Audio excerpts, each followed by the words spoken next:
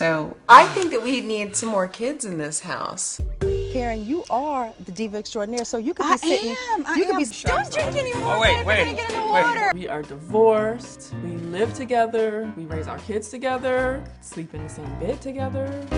Is Juan seeing other people? Not that I know of. It's important to me to make sure that you're good.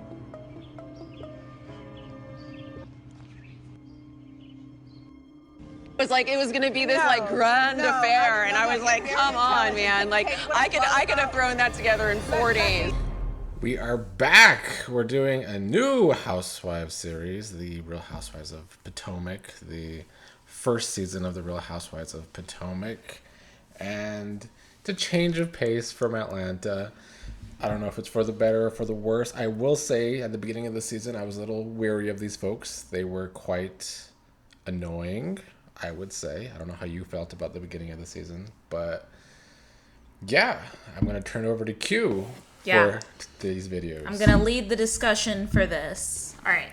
So the first thing that I want to do is I want to have a cast assessment for each of the ladies. We can also incorporate their spouses, friends of the show for the spouseless people.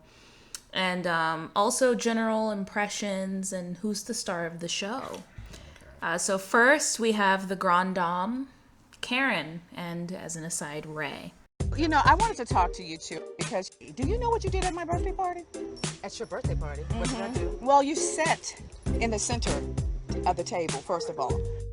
You're not the honoree. I'm the birthday girl. You were in the center of my table. So what were some of your general thoughts about Karen? At the beginning of the season, Karen was someone I was enjoying at the beginning of the season. She was, as the season went along though, she was like very, like, rules of how to be. The etiquette. Yeah, the etiquette rules. Yeah. But she was also a hypocrite about him as the season went along. And by the end of the season, she was the most insufferable castmate to me. Okay, what about Ray? The Black Bill Gates, which is what inspired Beyonce's song, by the way. Yeah, right. Ray, if Peter is Papa Smurf on Atlanta, then Ray is great Grandpa Smurf because he's just old. I don't know if he could hear well. No, he's definitely always like, gotta get the good ear. Which is no shade to, people that are hard of hearing. I am in that camp. Yeah, she is. Ray is fine. I mean, there were times this season I feel like he was just doing Karen's dirty work, but he's a husband, so that's what happens. Yeah, very much gives Greg Leaks kind of like lapdog energy. And I feel like that's natural when you have these really strong personalities. I started with Karen because she is the Grand Dame.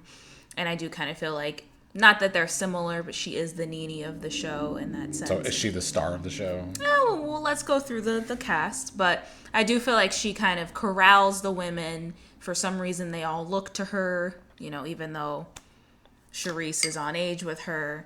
Fair. I don't know. I actually disagree with your assessment that she was, enjoyable in the beginning and insufferable at the end.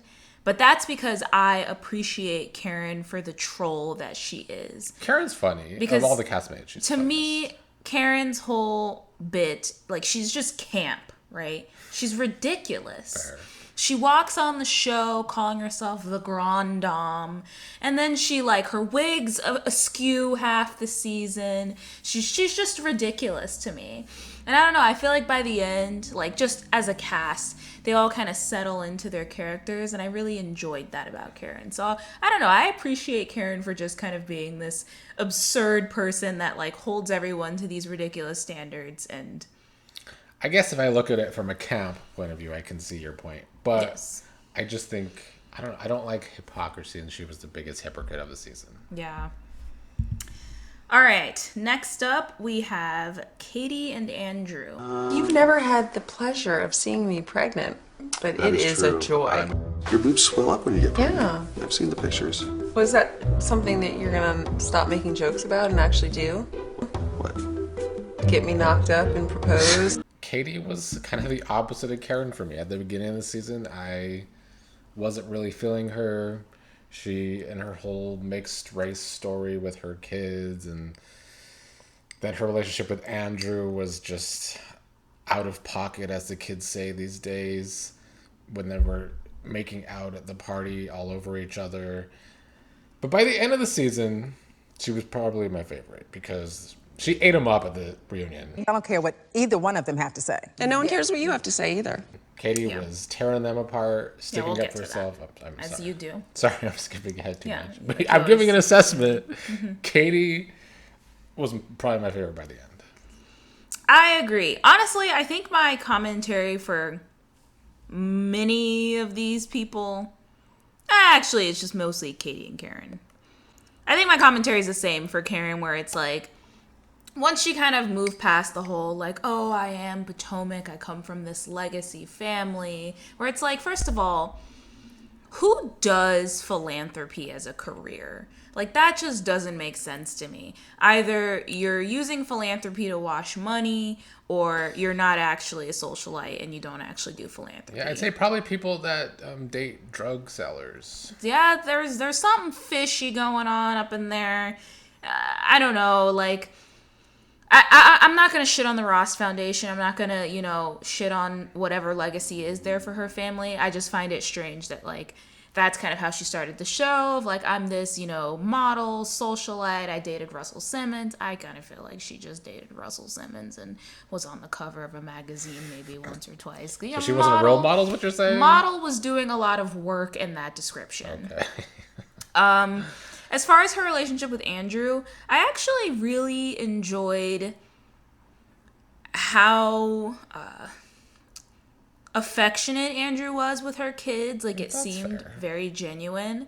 I don't necessarily condone men or people bringing their partners around kids, that early, because her kids are very young. She just got a divorce, but he seemed like a very involved parent, if you will, which is why the whole issue of her trying to get him to commit and marry her, I'm like, well, you guys are already playing house, so, like, why are you trying to force him, And then also, she said at the reunion, like, he probably doesn't want to get married ever, so, I don't know, maybe if she had just let things run their course, maybe it would have worked out in her favor, but then also, word on the street is maybe Andrew was out here selling drugs, I don't know, so maybe it wouldn't have worked out anyways. Yeah, probably not. Did you like their relationship together, though? It was kind of awkward. No, I liked Katie and Andrew. I thought they were cute. I really enjoyed Andrew's commentary on the cast. And I don't know. He was messy. Yeah, he was messy. They were odd, though, as a couple to me. They were just drunk a lot and making out. But I don't know. Maybe the whole show was just camp to me. They're all just... I took none of it seriously. I'm like, okay. He comes home and Katie's taking down his flat screen TV. It's just ridiculous. The whole show is just absurd to me. So I don't know. It just made me laugh. All right, next up we have Gizelle and Herman, Mr. Miami, Cal, Jamal. I don't know. Pick a person, but Gizelle. I'm divorced. I'm raising these 3 little kids. And I waited a while before I jumped back into the dating game. But now that I'm here, Thank you. I like dating. I like meeting people. I like getting to know people, chit-chatting. Now, have you been here before? I have Is this not. like your spot? It's new. Oh, nice. Herman used to be on Maryland's House of Delegates, and he ran for Congress. This is date number 2. Giselle just doesn't date just la-di-da-di anybody. I mean, there's something called scrubs. No, I'm not dating those. Giselle was also insufferable at times. Giselle, to me, is...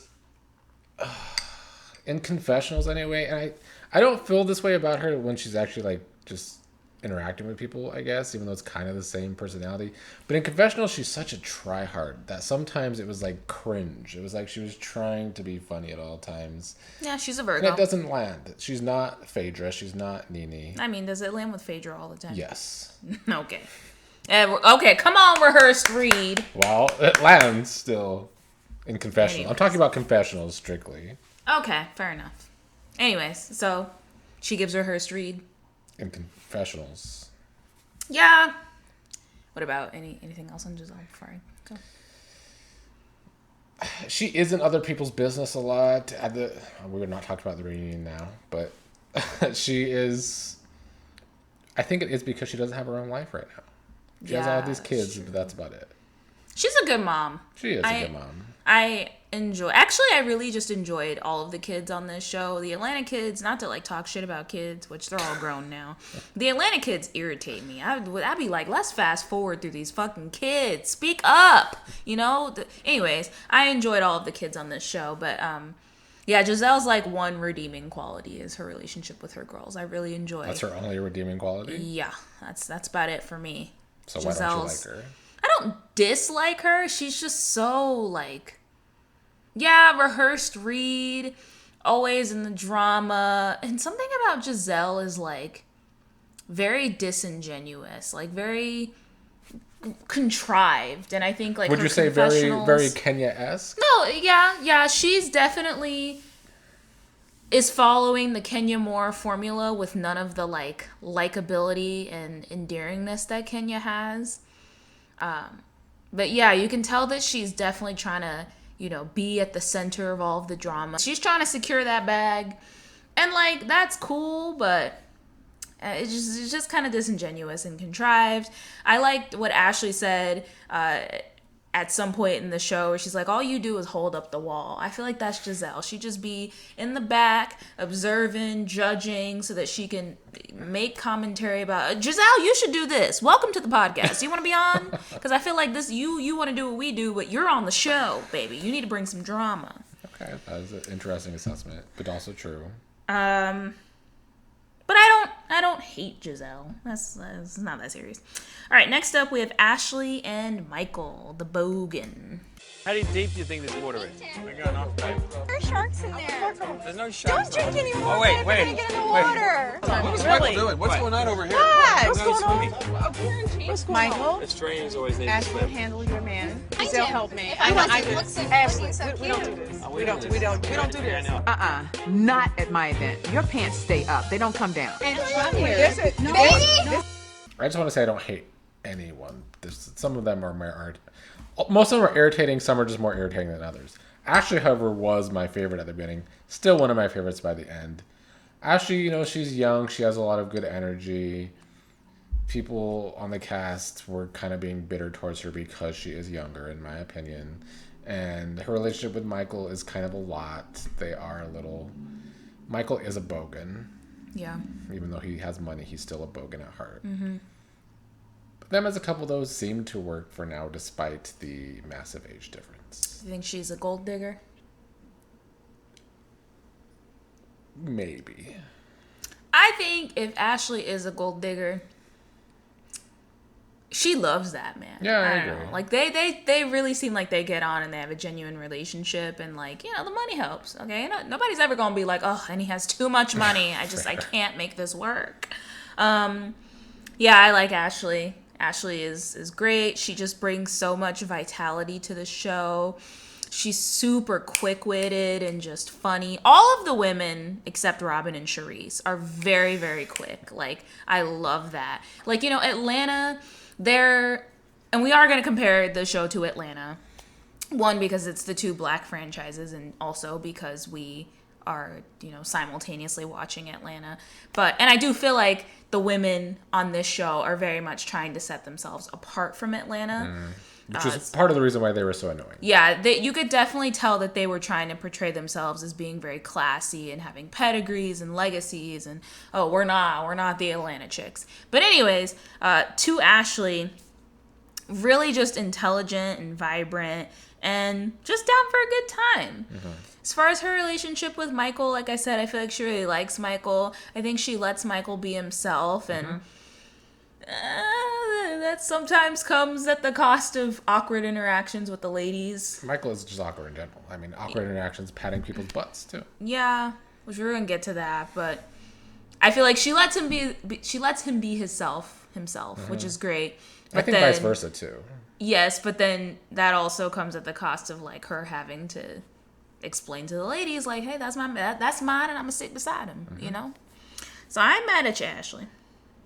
So next up, we have the snooze fests of the show. We'll start with Robyn and Juan.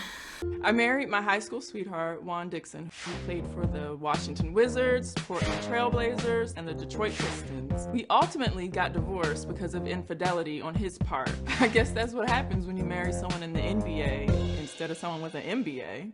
All right, Robyn, here we go. Oh gosh, here she comes. I never thought this day would come again. All right, come on down. Just get me from the front, because the back don't fit. Make it Robyn, quick. Yeah, she's pretty boring. Probably the most boring to me out of the bunch. Even more boring than Charisse to me. The best. You couldn't even remember Charisse's name, okay? That was you like the kept first few episodes. No, that's not true. Okay, You were the first half of the season. or episode 8. You were like, what's her name? Sherry, Sheree, Chardonnay.